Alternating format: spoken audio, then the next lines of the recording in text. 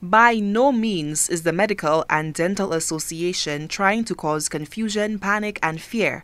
That is according to the association's president, Dr. Merle Clarke.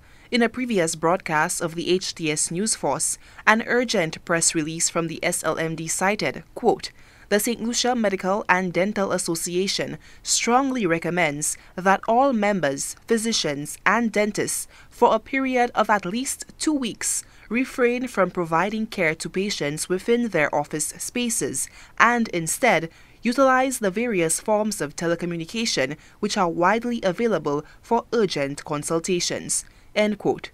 The recommendation has caused a firestorm of criticism from naysayers who question the Hippocratic oath taken by medical practitioners. So, Lucia, let me say right here, right now, that this is not cause for panic. We are never going to abandon you. We are all in this fight against COVID-19 together. The reason we opted to tell our physicians we should try to limit the number of consultations done within a physical structure, a physical space of an office, and to move perhaps more towards telemedicine is to limit the number of patients coming into the office in keeping with the social distancing that we keep hearing about a lot.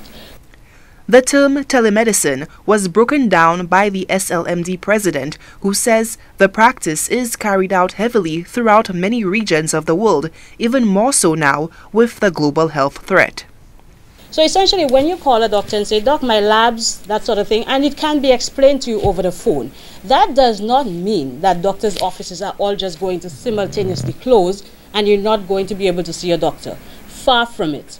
What we are recommending is you keep your normal appointments. So if you are Dr. Clarke's patient, for example, you call for your appointment, or if you had an appointment, you will be contacted and the doctor will guide you as to what to do. So if a patient we believe can be seen via, not WhatsApp, because WhatsApp is fairly secure, but there are special apps that we physicians use and we've been sharing with each other which apps are most secure in terms of doing this for our patients.